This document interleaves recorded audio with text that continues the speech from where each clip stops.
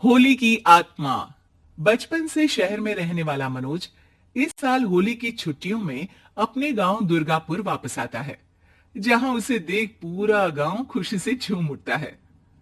जब गया था तब इतना सा था और अब देखो कितना बड़ा हो गया है।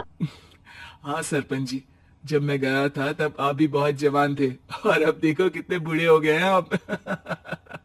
चलो चलो बढ़िया है।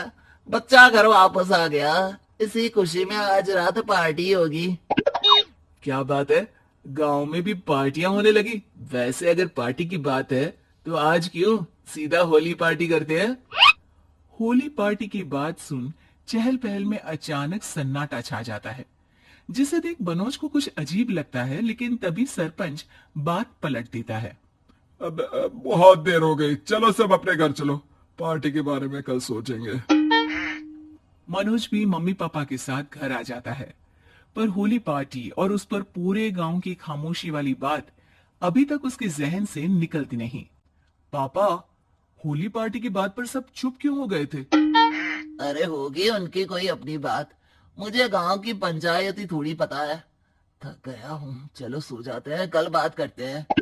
पापा की बात मानते हुए मनोज भी सोने चला जाता है। आज तो छुपा लिया, लेकिन हफ्ते बाद जब होली का दिन आएगा तब इसे कैसे रोकोगे। अगली सुबह सूरज के साथ ही मनोज भी गांव घूमने निकल जाता है, जिस पर रास्ते में उसे अपनी ही उम्र के कुछ लड़के भी मिलते हैं, जिनसे दोस्ती कर अब वो उनके साथ घूमने लगता है।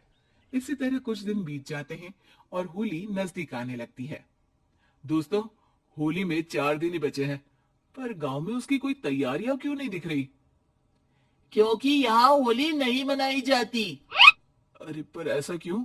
वो राजा भूषण। अरे तुम 4 दिन के लिए आए हो, क्या इतना सोच रहे हो। चलो कुछ खाने चलते हैं। इसी के साथ एक बार फिर होली की बात को टलते हुए देख मनोज को शक होने लगता है।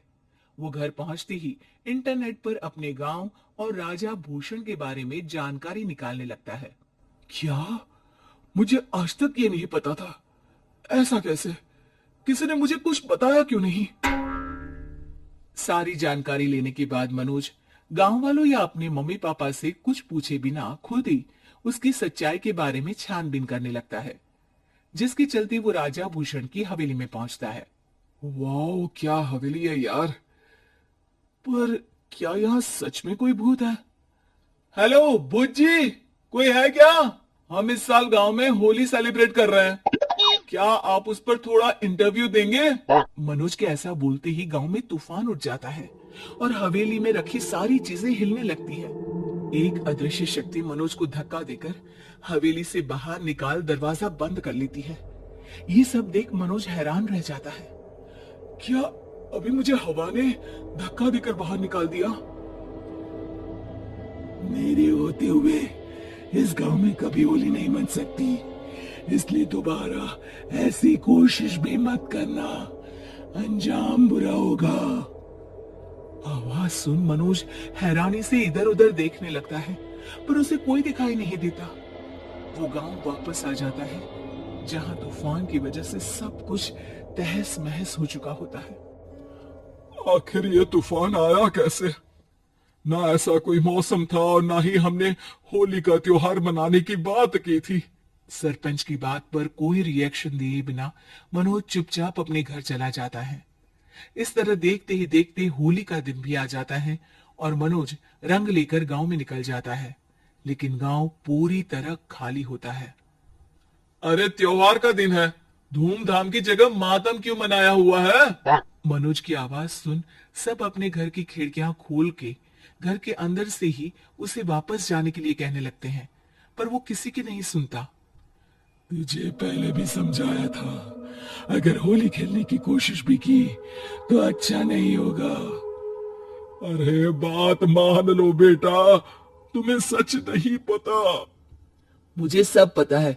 सालों पहले इस राजा ने एक अंधविश्वास फैलाया और आप लोग आज तक उसे मानते आ रहे हो।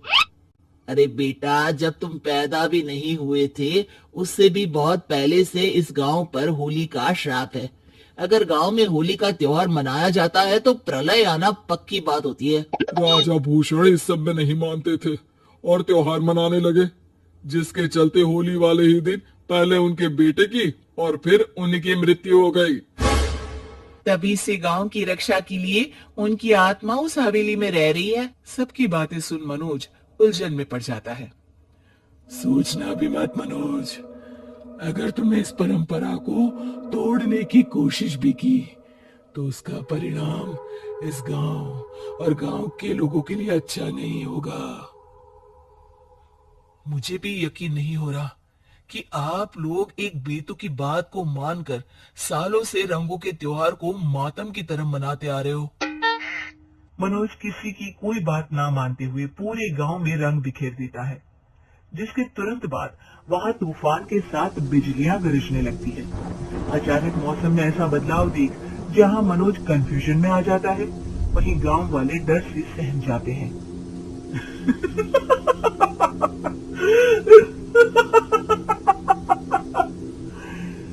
इस लड़के ने हमारे जैसे सिर्फ अपने स्वार्थ के लिए नहीं बल्कि पूरे गांव की खुशियों के लिए यहाँ होली मनाई है, जिस वजह से अब इस गांव पर होली का श्राप टूटता है।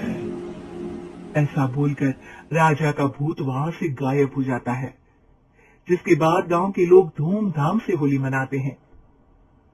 खुशियों के रंग गांव में बिखरे ही होते हैं कि अगली सुबह अचानक मनोज कहीं गायब हो जाता है और एक बार फिर गांव में होली का नया राज शुरू हो जाता है।